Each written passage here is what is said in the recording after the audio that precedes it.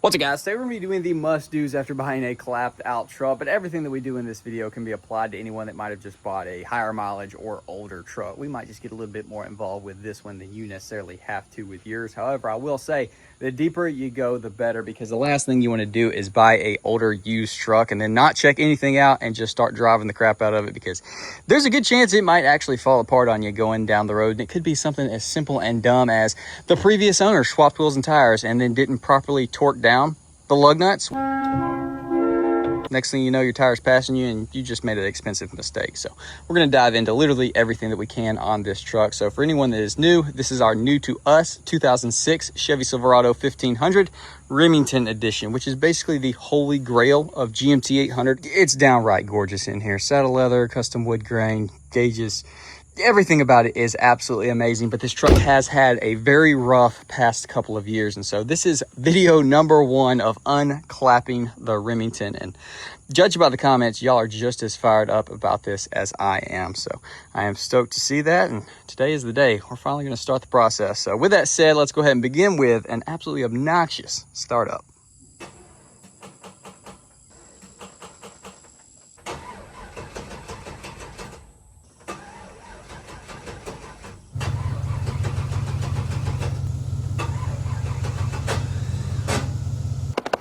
I am going to kick your ass.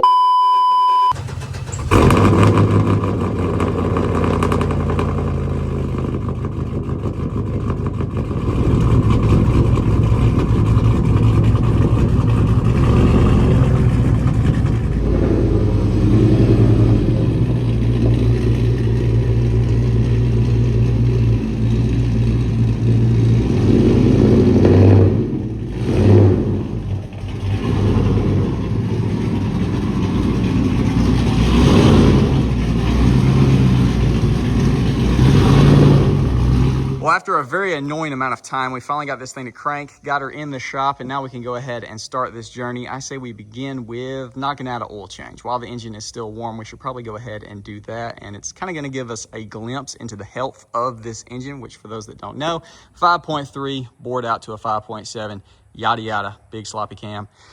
Let's see what comes out of this freaking pig. Oh yeah, that son of a gun is straight up cross-threaded. Wow. Yo. Yeah. Definitely past due on the oil change. Well, there was definitely some gunk on that drain bolt, which is always lovely to find. But hopefully a nice little oil change to get this thing right. It's got great oil pressure, but I don't know. There's no telling when this thing got oil changed last, and through all the abuse it's been through, you know, it's a shot in the freaking dark. The good thing is it seems to be the right viscosity. So I don't think it got like the maple syrup treatment before we bought it, which is great if not. I'm also gonna go ahead and pour some fresh oil in this thing to hopefully wash out anything potentially.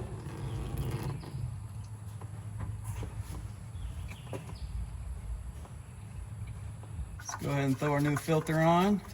And we are going to go ahead and throw this drain bolt back in it. Hopefully it doesn't break off on us. We'll need to address that probably with a new oil pan at some point. Well, she went back on there, so that's good. Let's throw some oil in this thing. Mobil 1 5W30 full synthetic. Throw our other half a quart in here, and then we'll check our dipstick. So I just got done checking the dipstick and it's showing right at full currently. So I'm gonna go ahead and throw the battery charger on here because I already know it ain't gonna freaking crank right now. The battery is too low and the truck just is not happy with life currently. But we're gonna go ahead, plug that thing in, let it start charging, and we'll go ahead and snatch this wheel and tire off because we got a busted brake line over here in probably the dumbest way possible. But let's go ahead and snatch it off. We're gonna be replacing that. You seriously cannot make this crap up. Look at this lug nut. Like, I made the joke at the beginning of the video, but like, that's a real freaking thing. People just don't put their lug nuts on tight. This one was completely loose. And prime example of why you need to look over your suspension and everything, which we're gonna get into. But you see that under the shock right there? You see how you can see through it? There's supposed to be a bushing there, and you can't tell that it's absolutely gone until you lift the truck up off the ground. Good gracious. The truck did have a big drop bracket lift kit on it, hence the really gross looking chrome powder coated sway bar and torsion bars, which I'm sure were really cool when they were clean and nice, but they obviously look terrible now. But when that got taken off, clearly the extended length sway bar end links stayed on here because they've been touching the upper control arm, and at some point the brake line got in between, pinched it, busted it open.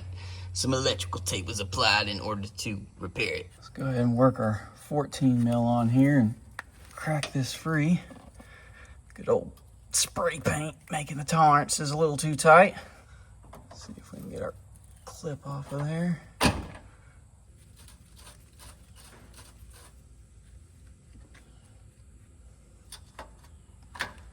Pull this guy through. Yeah, it's gonna make a mess. Don't get this crap on your paint. It will smoke it. Take our 11 mil.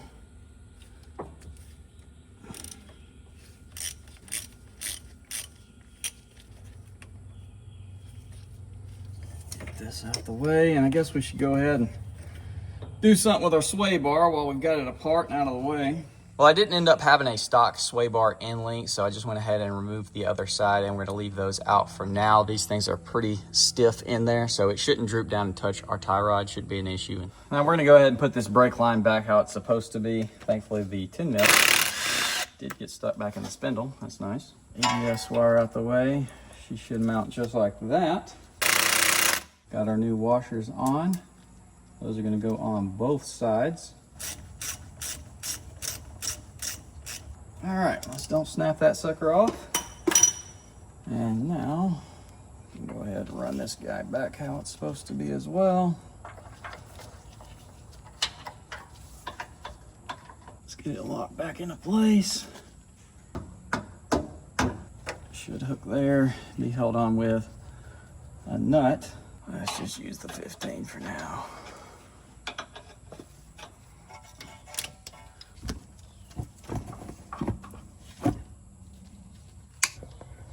All right, yeah, a lot better. Oh, and I also already topped off the fluid in the container, and I need to keep an eye on that because it's probably gonna drink down a ton. Did it get firm pretty quick? Yeah. All right, hold it.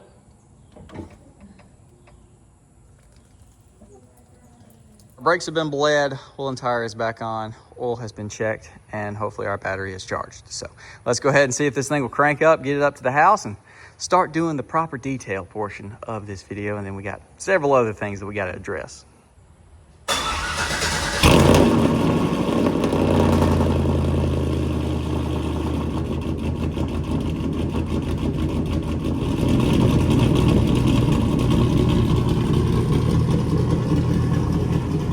Sorry in advance for the AC noise. It's like 100 freaking degrees out here, so that sucker stays running, but you can't even make this crap up. So we had the one loose lug nut over there. This side didn't have one, so we only had 5 out of the 6, and the other ones were super ugga-dugga. Once again, this thing is worth its weight in gold today. Holy crap. Had to use that on 3 on this side. And then look at this gobbled mess. This caliper needs to be rotated to get that line back straight. And then we got the ABS and the brake zip tied underneath the control arm where it clearly, as you see, can get pinched in between it and the shock. Look at that ABS line. Yeah, I bet that don't work. All right, well, let's go ahead and spray some mystery liquid on here and get this looking a whole lot better.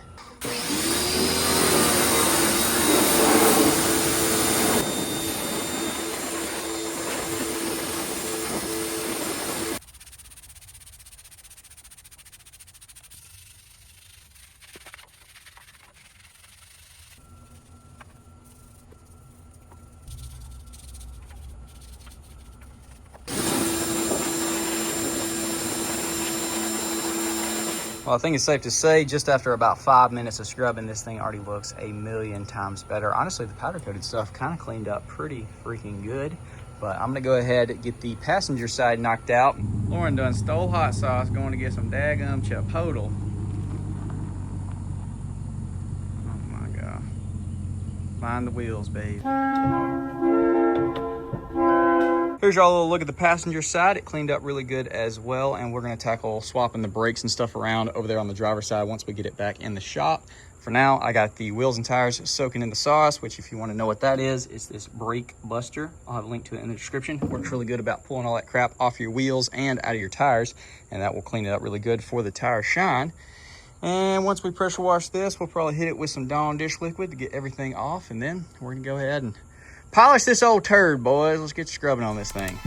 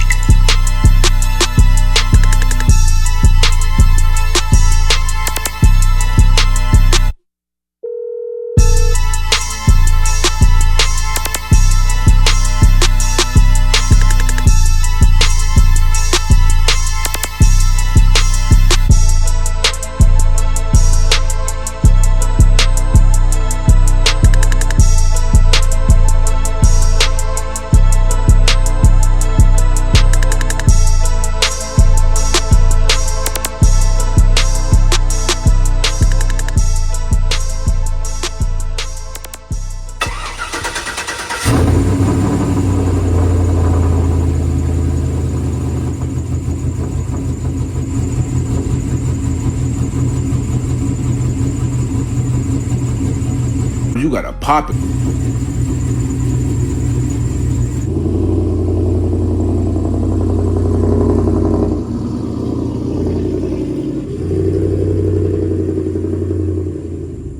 So I can confirm that the ABS light is on now that I'm looking at it. And I don't know how in the world this truck doesn't have a check engine light on, but it either doesn't or it's been disabled somehow.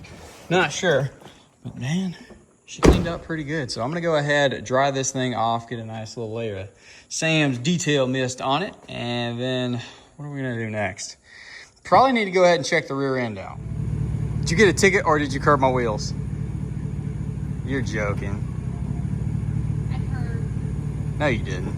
I really did. You really did? I wasn't gonna tell you. Oh, I literally said before you left, you're on the wides. Oh, that was it.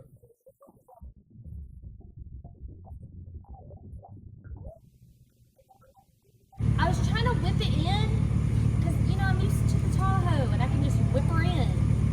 And I almost whipped her in. Into the curb. And then I panicked and turned more, and then that's when it... Well, before we get after the rear, I'm gonna go ahead and undo all of this bull crap, flip our caliper or the line around, get that nice and neat back in the factory location above the spindle, ABS wire as well. Get those guys moved before the grap rips them out and we have more problems than we started with. Probably go ahead and rewrap all this stuff because obviously the graps have been rubbing on everything here, here, here, and here, which this was like one unfortunate side lug away from yanking this whole thing out of the truck.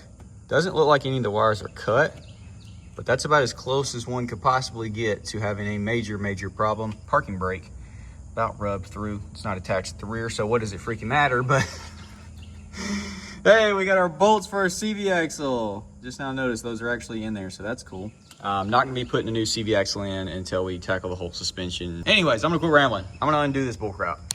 Well, I can't for the life of me find the electrical tape to take care of that right now, so we'll do that later. But we got all of our lines swapped around, looks a whole lot cleaner. Got that one zip tied up a little bit better. So we're gonna call it good for the front end of this truck. Let's go ahead and look at the back. Now, I'll tell y'all what, at first it was a good laugh. But at this point, it's honestly just kind of sad. Like, really, what are we doing, guys? We're missing 2 lug nuts in the back left. All 6 are on the right, but I don't even know what to say. Other than, hey, I'm bringing y'all along for every bit of this truck. So hopefully y'all are enjoying that because there's plenty more. We ain't even gotten to the engine bay yet, but I did already peep a couple of things. You're gonna be like, for real?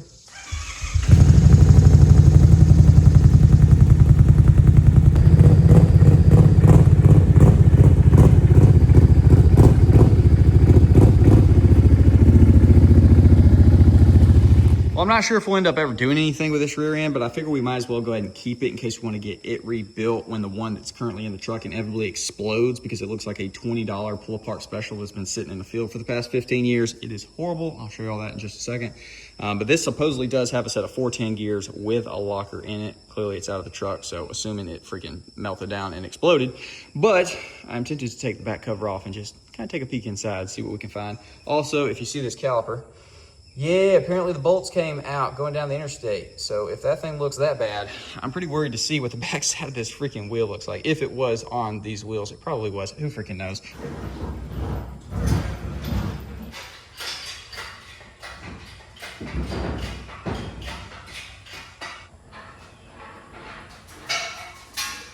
Well, let's go ahead and crawl underneath this thing and check it out, working our way from the back to the front. So for starters, our tag lights are hanging down.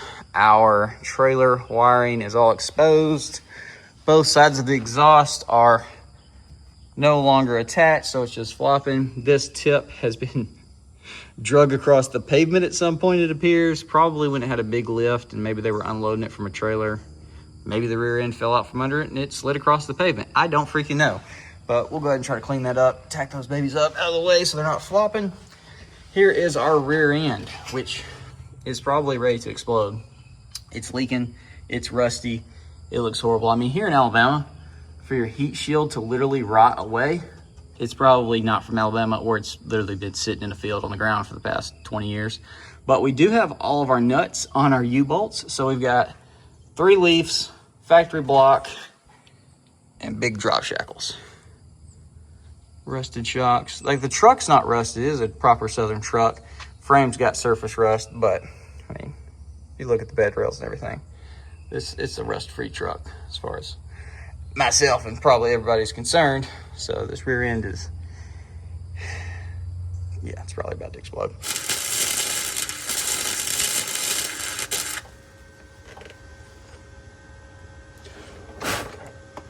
Well, as y'all just saw, we got the exhaust tips tacked back up into place. We're of course gonna fully redo it at some point, but for the time being, I couldn't have them just back here flopping. So got them babies stuck back to the frame. I did find my electric tape, so we've got that all wrapped up. I put our tag lights back in, even though that one's broken.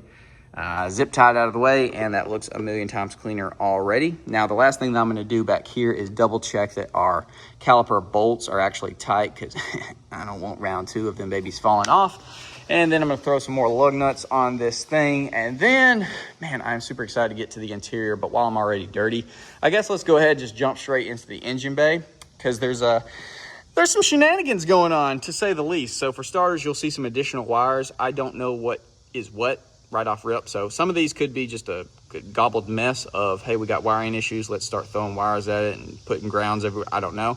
Could also be tied into the Lingenfelter control module over there that apparently is a good product, which is for the Gen 4 rotating assembly that's supposedly in this Gen 3 5.3 block. So that's great.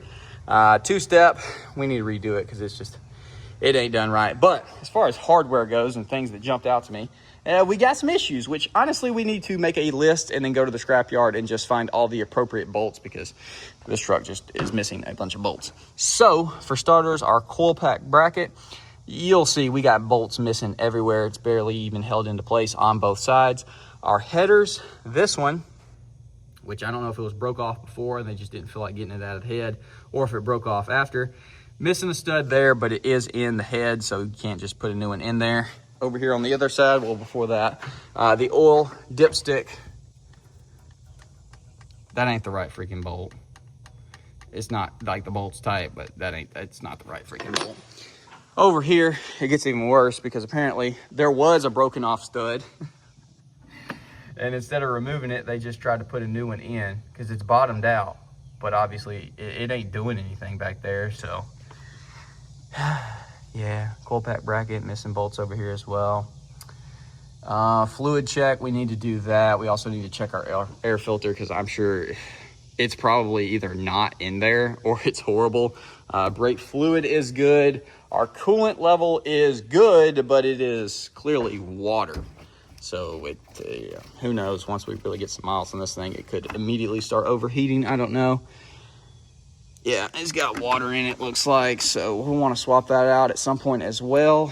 This valve cover is definitely leaking as well. Bunch of colorful wires that you don't typically see. Moment of truth, not looking good. Does have a filter. Once again, just like the rest of the truck, absolutely neglected. Holy freaking crap. Oh my gosh. Got a rat's nest, dude. I'm gonna smack this on the ground, y'all watch.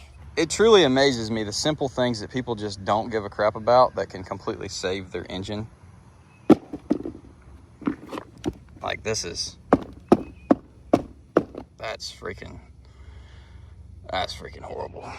So this is actually Chomper's original filter that came with the truck. Now it's not new, it's a little bit dirty, but it's definitely better than that garbage. So we're gonna go ahead for the time being, just throw this bad boy in there. And I noticed that this hose is not pushed up all the way on the air box. So we're gonna go ahead and loosen that. Slide it up farther and get this thing just one step closer to being not completely clapped out. I also feel like there was supposed to be some type of clamp right here. So let me go see if I can track down Chomper's original intake tube and see if I still have that. Well, I wasn't able to find the clamp for this. I guess it is possible that it didn't actually come with one there, even though it definitely looks like it should have.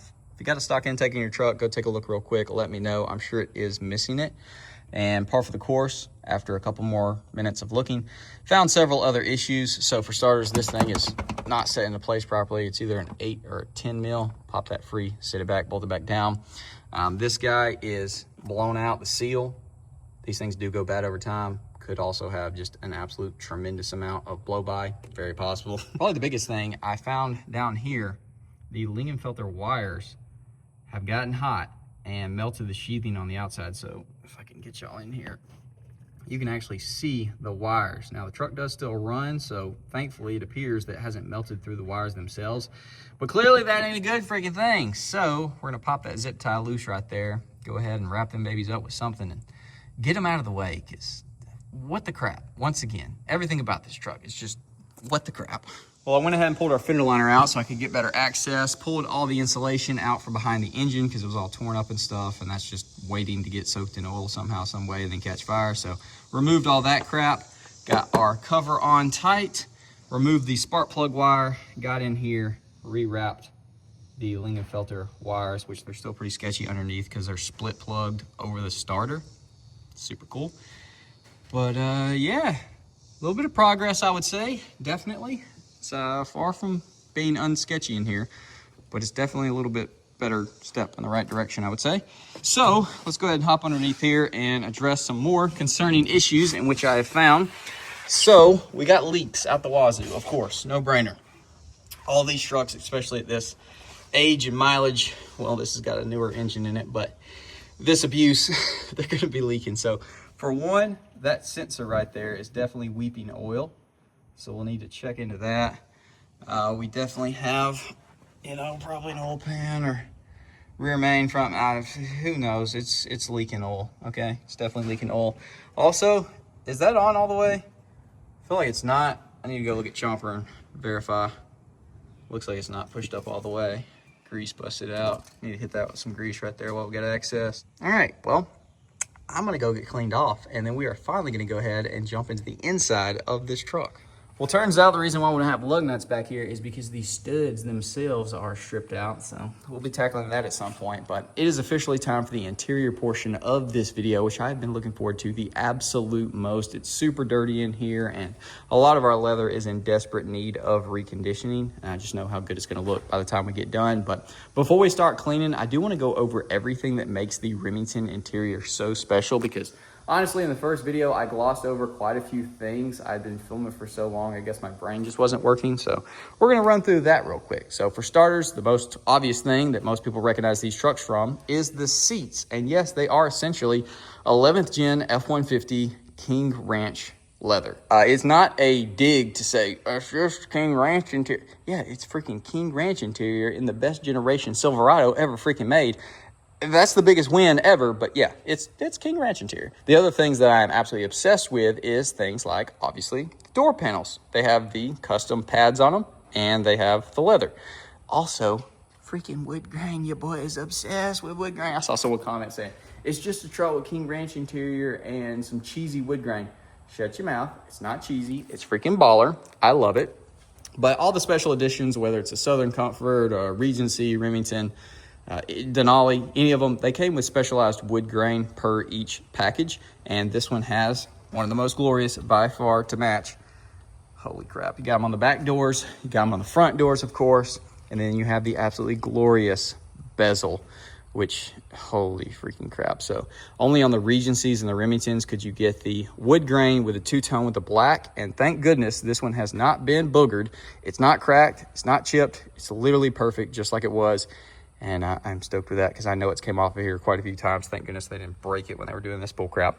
But it looks freaking incredible. And like I said, I am fully obsessed with it. So all the way across the dash. Then it falls down to the center console, which this does come in that color from the factory. Then you have, you know, your pad right here, which is not in the best shape, but, you know, still functions and is still glorious. Same Remington. So in front of you, you have your cluster, which is from the package, of course. Same Remington. You got the little shells on the dials. Oh my gosh, it's all red.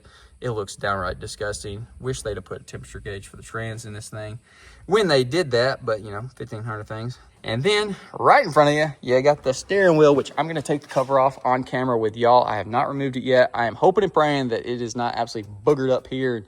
It actually might be in good condition. You never know. And I don't hate the steering wheel cover, but if this steering wheel is in good shape, I'm going to freak out. I definitely want to try to match this color airbag onto here. I think that would look a lot cleaner. This did come with a black one. All the ones I've ever seen that have a black in the middle, it just looks a little out of place. I think it'd be very clean if we swap that to the same color as the rest of it. And then over here you have the glorious grab handle in the same leather. You had heated seats, which were not factory because they would have been up here, so Regency did that. And then yes, you have manual seats, which is like the #1 thing that people like to comment. I don't care about a Regency or Remington. I'd rather have my 3-way adjustable seats.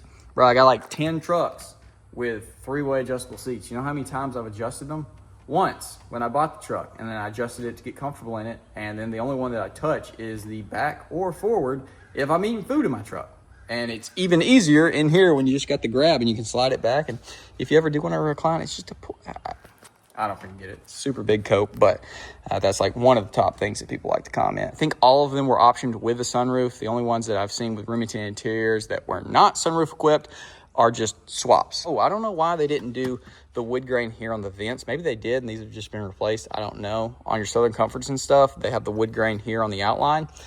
That would have been freaking sick. Remington, Regency, what were y'all freaking doing? I don't know, but yeah, that is the interior breakdown of the good old Remington. It is a glorious, glorious thing, which I am fully obsessed with. It will make more sense in a following video where I show y'all what I've been up to for about the last 6 months of collecting. We'll leave it at that. But yeah, let's go ahead, snatch all these mats out, get the vacuum, and gosh, dog, it better look good. Now, obviously, as y'all can tell from watching this video, I'm not hiding anything that I find wrong with this truck. That is the whole point of this series, is showcasing that, hey, maybe that truck you love on TikTok or Instagram is actually not nearly as clean as it is perceived, because this one's been hiding from the world for a long time. And I have to say, I am not going to fault any one singular owner for this truck being in the condition that it is. I think everyone that has had this truck before me, they had their own hand in it being this, whether that be from just downright neglect and abuse or some questionable installs, which your boy is not a professional. I have installed some things that might be considered sketchy or possibly shortcut. I don't know. Not nearly on the level of this. So everything from the powertrain to the wiring to, like I said, just abuse and neglect. But I mean, we even got things like this where you just shortcut taking the grommet out to run the speaker wire. It's on all 4 doors.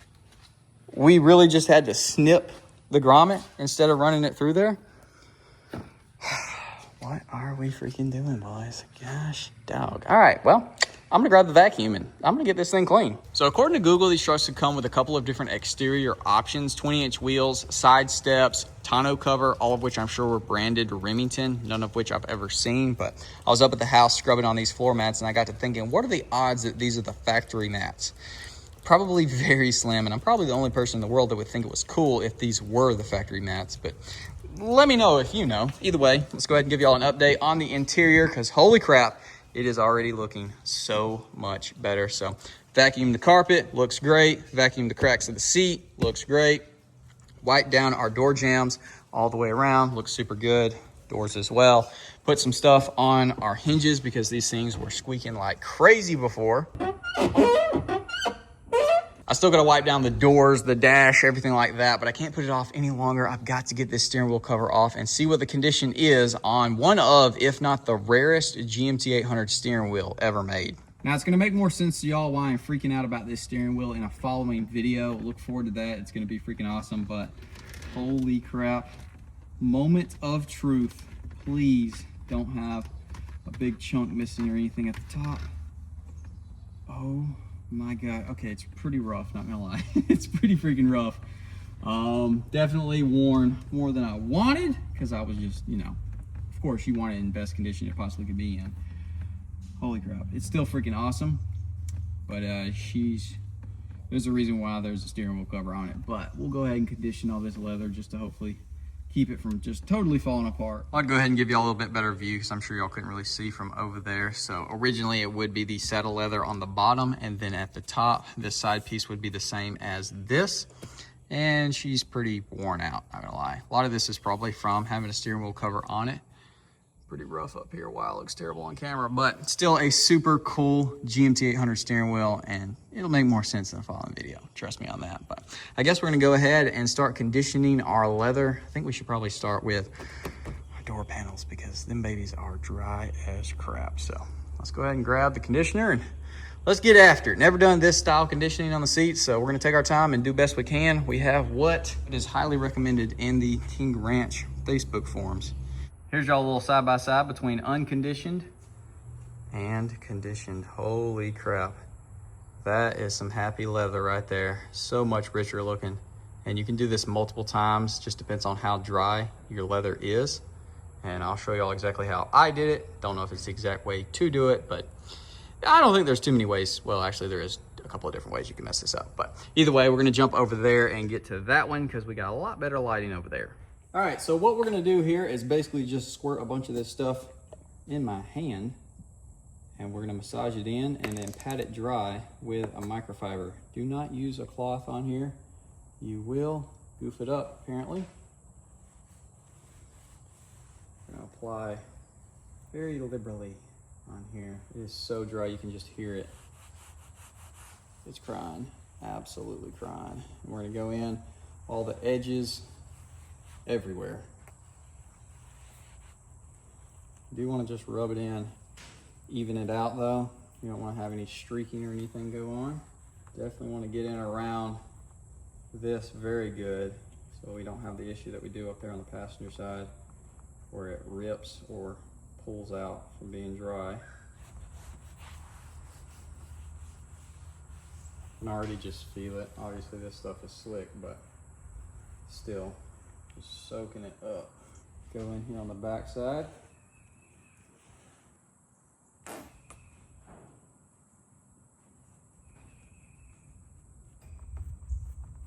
Get the excess off.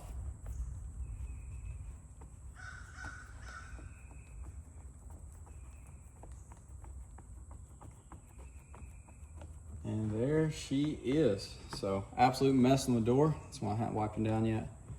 I don't give a crap, because now our leather is looking a million times better from that to this. And like I said, this will lighten up some as it dries. You can see over there, that guy and that guy.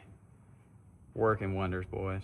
Honestly, the back of the passenger side seat is probably the roughest looking. It is incredibly dry. Wait a minute, come back to me. We are about to change that. Probably gonna end up using more than a bottle of this crap.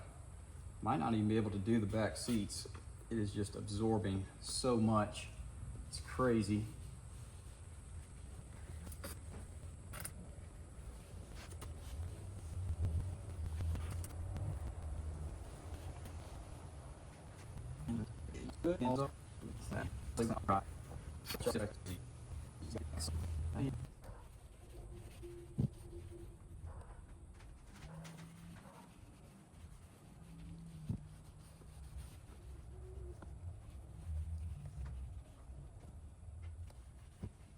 And then just like the door pads, after it sits on there for 2, 3, 4, 5 minutes, we're just gonna dab it, get the excess off, and if we need to, we'll come back and do it all over again. Somebody about to go to jail. But holy crap, it is loving life right now. And it'll dry lighter. Honestly, wish it wouldn't. I wish it'd stay that right there. That looks freaking insane. Holy crap. But if you look, these have dried now, and man, they look freaking good. So I guess we'll go ahead and do the center console and then this seat and see how much we have left. I might have to order some to do the back seats, but did the grab handle as well. Looking phenomenal. The steering wheel looking better, but still crusty. And then our door panels. Oh my gosh. Now we're gonna be a little bit careful with this one because it is already torn, but it definitely needs a heavy amount of conditioning as well.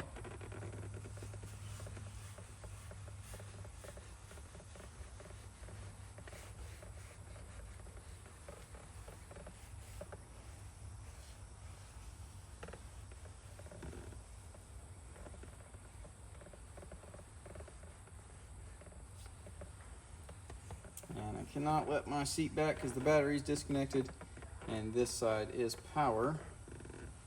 But try to get in here best we can. Oh, what am I freaking doing? Wow. I'm a bonehead.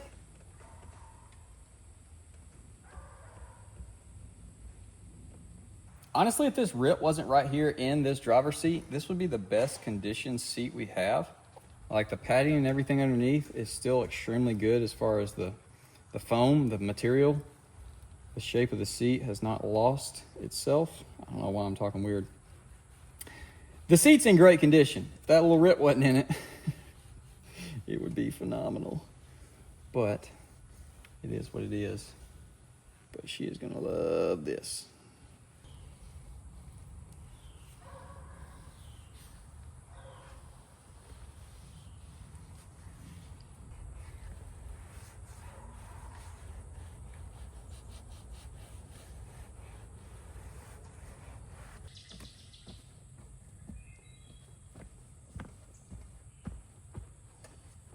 Now the big question is it gonna start? Because I've had the battery disconnected all day while working on it. So that shouldn't have any effect, but you never freaking know.